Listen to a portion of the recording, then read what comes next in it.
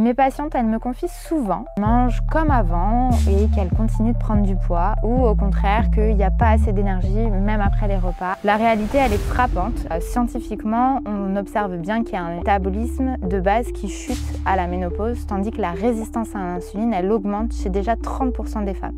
Parallèlement, le microbiote intestinal se déséquilibre et il favorise l'inflammation et le stockage des graisses. Les cercles Dolce Vita.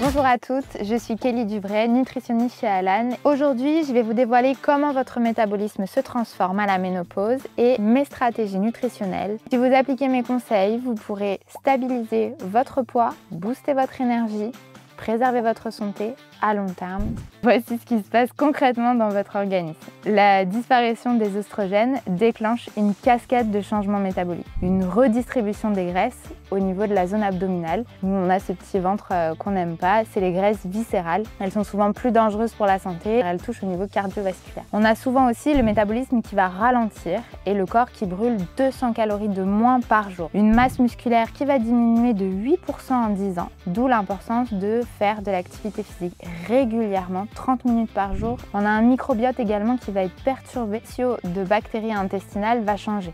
On favorise du coup le ballonnement et le stockage des graisses. Le résultat, c'est que le corps, il va stocker beaucoup plus facilement, brûler moins efficacement. Cette transformation, c'est pas un échec personnel, c'est une adaptation hormonale normale et on va pouvoir l'accompagner intelligemment. Stabiliser la glycémie, c'est aussi structurer une assiette. On sait aujourd'hui qu'il nous faut un quart de féculents, un quart de protéines animales ou végétales et une demi-assiette de légumes crus ou de légumes cuits. Là, c'est en fonction de vos préférences et de vos digestions. Il va falloir intégrer énormément de fibres, donc des légumes, des légumineuses, des fruits à tous les repas pour ralentir l'absorption des sucres. La technique, elle est simple, il faut toujours associer produit lait de soie animal ou végétal avec un fruit pour limiter les pics de glycémie. On va aussi nourrir le microbiote. C'est important de diversifier les fruits, les légumes chaque semaine car ils apportent des probiotiques, mais ils apportent également des vitamines, des minéraux qui vont contribuer au bon fonctionnement de notre organisme.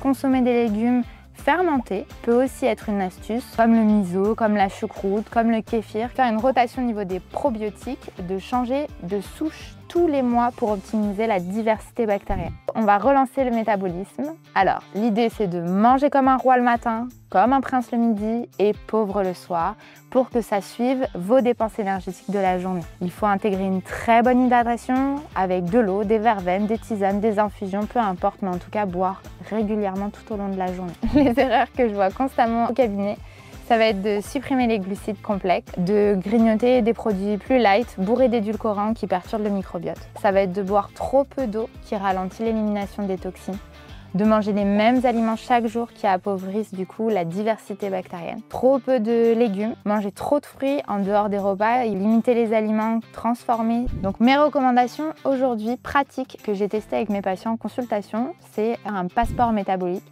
Donc de tenir un petit carnet pendant 15 jours pour identifier les problématiques, associer les émotions à chaque fringale, car souvent on a tendance à manger ses émotions. La boîte à outils fringale, c'est intéressant d'avoir toujours sur soi des petites noix du Brésil, des amandes, des petites graines, pourquoi pas du chocolat noir, des petites tisanes, etc. pour avoir quelque chose en cas de fringale. Menu type anti-inflammatoire que je recommande pour éviter l'inflammation intestinale, le ballonnement. Donc ça va être le matin par exemple un smoothie au lait de coco avec des myrtilles, des framboises, des petites graines de chia.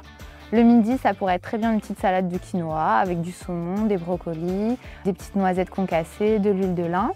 Et le soir, pourquoi pas une petite soupe, potimarron, carottes, oignons, lentilles de corail, curcuma qui est bien anti-inflammatoire. En résumé de tout ça, on va avoir une glycémie qui va être plus stable, un microbiote équilibré, un métabolisme qui va être relancé et du coup une ménopause où votre corps va redevenir votre allié. Pensez à vous abonner pour ne rien rater. Nos prochains conseils santé spécial femmes seniors. Prenez soin de vous.